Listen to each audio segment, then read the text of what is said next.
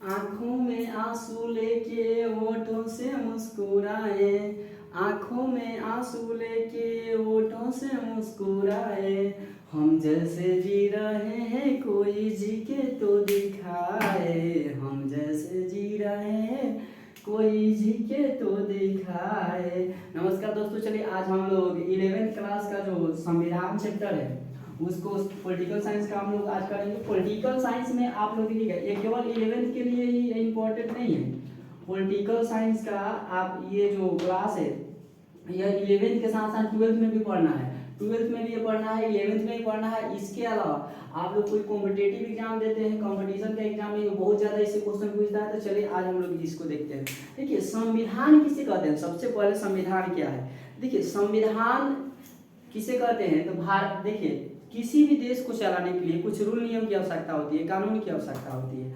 या किसी देश हो या किसी राज्य हो या किसी संस्था हो या कोई घर हो या कोई परिवार हो, कुछ भी चलाने के लिए, रोड पे भी चलने के लिए हमको रूल नियम की आवश्यकता होती है। उसी तरह किसी देश को चलाना है तो रूल नियम की आवश्यकता होगी। उसी रूल नियमों को, देश को चलाने के लिए जिस रूल नियम की आवश्यकता होती है उसी रूल नियम को, कानून को, उसी कानून को, नियम को इकट्ठा करके एक किताब में लिख दिया जाता है, उसी को संविधान कहते हैं। ठीक है, यह जो संविधान है भारत का संविधान, यह सबसे बड़ा लिखित संविधान है, दुनिया का सबसे बड़ा लिखित संविधान भारत का संविधान है। यह संविधान कैसे बना है आज इस वीडियो में हम लोग देखेंगे।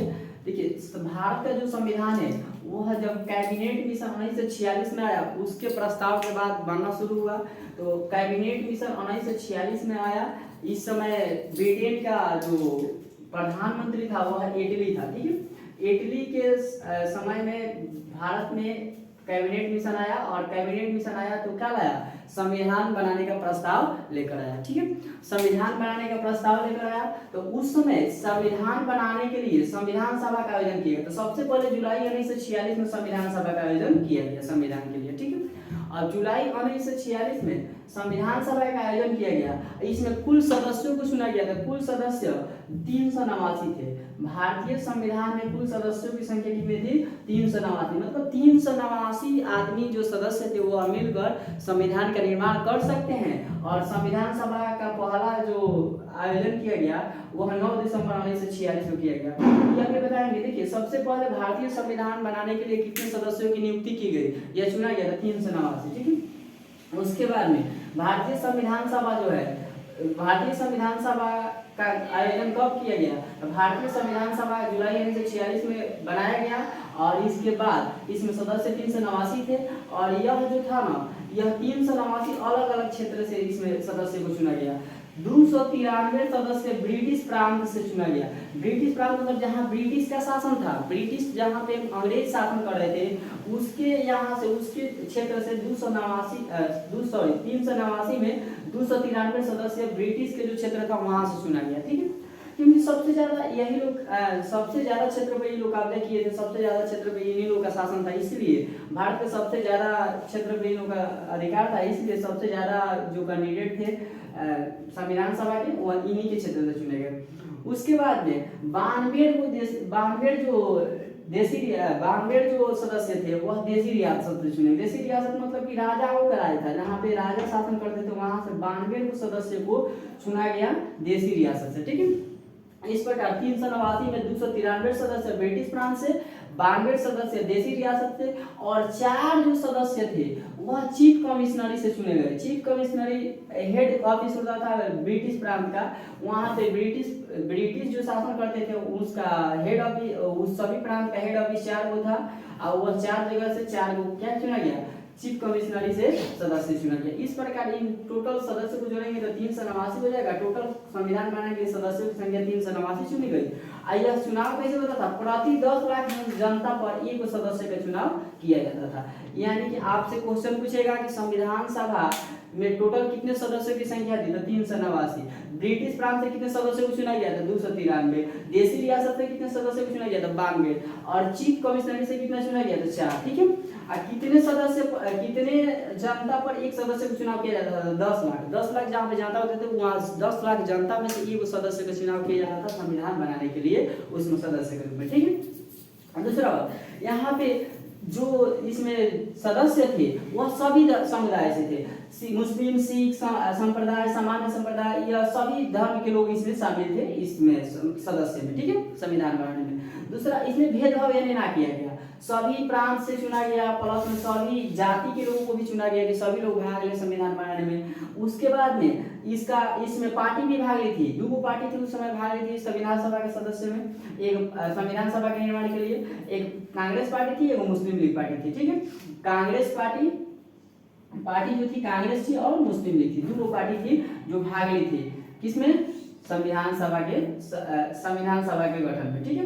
दूसरा बात, संविधान सभा का गठन हो गया, संविधान सभा का गठन हो गया, 389 सदस्य चुन लिए गए। उसके बाद में यहाँ पे सभी धर्मों से लोग, सभी जाति से, समुदाय से लोग चुन लिए गए। तब यहाँ पे क्या किया गया, इसके लिए पहला बैठक बुलाया गया था। पहला बैठक संविधान, देखिए क्वेश्चन पूछता है संविधान सभा के लिए पहला बैठक कब बुलाया गया, तो संविधान सभा का पहला बैठक 9 दिसंबर 1946 ईस्वी को बुलाया गया था। और पहला बैठक जो बुलाया गया संविधान सभा का, उसमें सच्चिदानंद सिन्हा को, डॉक्टर सच्चिदानंद सिन्हा को अस्थायी सदस्य चुना गया।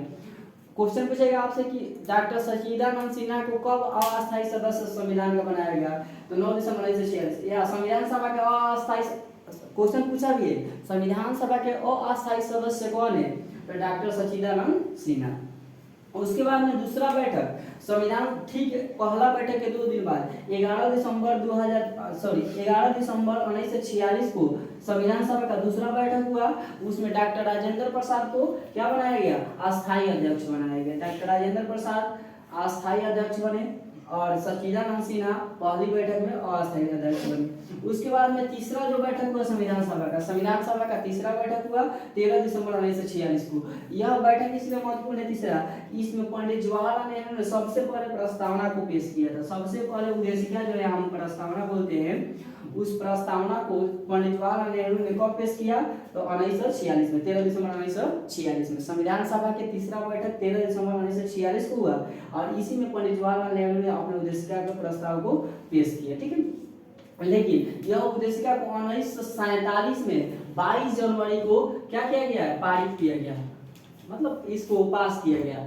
उद्देशिका पेश किया गया कब, पंडित जवाहरलाल नेहरू द्वारा 13 दिसंबर 1946 को, लेकिन इसको पास कब किया गया, 22 जनवरी 1947 को। और यहाँ से संविधान बनने की प्रक्रिया शुरू हुई। संविधान बनने की प्रक्रिया शुरू हुई तो संविधान के सलाहकारी समिति के अध्यक्ष BN राव को बनाया गया। क्वेश्चन पूछेगा आपसे, संविधान के सलाहकारी समिति के अध्यक्ष कौन है, BN राव, ठीक है।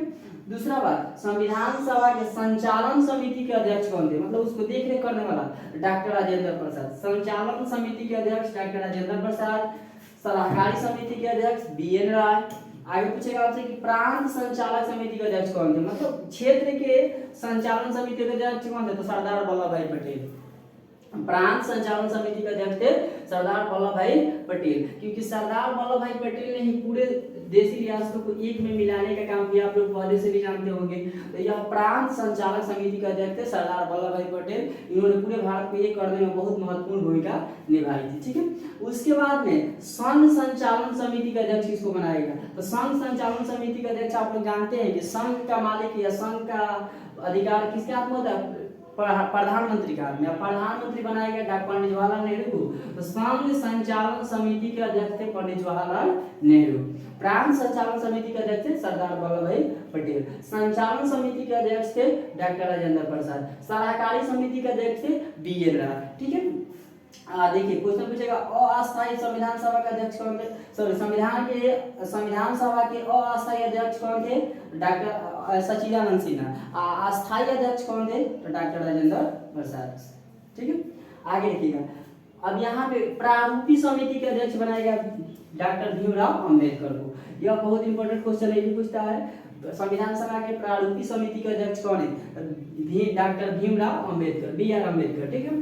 देखिए यह जो था ना प्रांत से चुनकर आए थे, तो यह बंगाल से चुनकर आए थे। कौन, BR अम्बेडकर यानी डॉक्टर भीमराव अंबेडकर जो संविधान सभा के सदस्य के रूप में आए थे, वह हर क्षेत्र से चुनाव होता था ना सदस्यों का, तो यह जो सदस्य थे अलग अलग सभी क्षेत्र से चुनकर आए थे। तो BR अम्बेडकर जो है, भीमराव अंबेडकर, यह आए थे बंगाल क्षेत्र से चुनकर। बंगाल के जो क्षेत्र है वहां से सदस्य के रूप में चुनकर आए थे डॉक्टर भीमराव अंबेडकर, यह प्रारूपिक समिति के अध्यक्ष थे। ठीक है, लेकिन देखिए संविधान को बनाने में अब इस प्रकार पूरे सदस्य को अलग अलग कार्य दे दिया गया, अलग अलग समिति के सलाहकार अध्यक्ष बना दिया गया।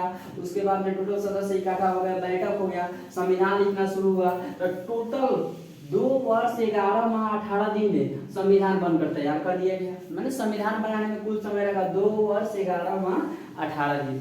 2 वर्ष 11 माह 18 दिन में संविधान बनाने के बाद 26 नवंबर 1949 को कंप्लीट हुआ। ठीक है, 2 वर्ष 11 माह 18 दिन जब लिखा गया इतना दिन में संविधान, तो यह 26 नवंबर 1949 को बनकर कंप्लीट हो गया संविधान। उसके बाद में इसको 26 नवंबर 1949 को बना दिया गया, पूर्ण रूप से बन गया था कंप्लीट संविधान, लेकिन इसको लागू किया गया 26 जनवरी 1950 को। ठीक है, देखिए इसका रीजन है 26 नवंबर 1949 को हमारा संविधान बनकर तैयार था। उस समय 2 वर्ष 11 माह 18 दिन में बन गया था, लेकिन यह जो संविधान 26 जनवरी 1950 को लागू किया गया, इसका रीजन था कि देखिए 26 जनवरी 1930 का एक बहुत महत्वपूर्ण दिन था जो प्रथम स्वतंत्रता दिवस मनाया गया था। ठीक है, 26 जनवरी 1930 को प्रथम स्वतंत्रता दिवस मनाया गया था। किसके द्वारा? पंडित जवाहरलाल नेहरू के द्वारा।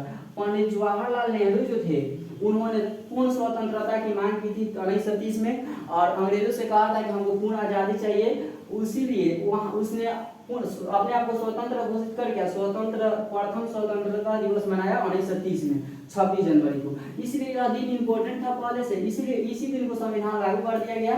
इसलिए नवंबर को तो बन गया था, लेकिन 26 जनवरी 1950 में संविधान को लागू किया गया। क्यों लागू किया गया आप लोग समझ गए कि 26 जनवरी 1930 को पंडित जवाहरलाल नेहरू ने पूर्ण स्वतंत्रता की मांग की थी और पहली बार स्वतंत्रता दिवस मना दिया था, इसीलिए उसी दिन को संविधान लागू किया गया। ठीक है, अब संविधान बन गया तो उसमें देखिए टोटल संविधान में 395 अनुच्छेद है। अनुच्छेद कितने हैं? 395।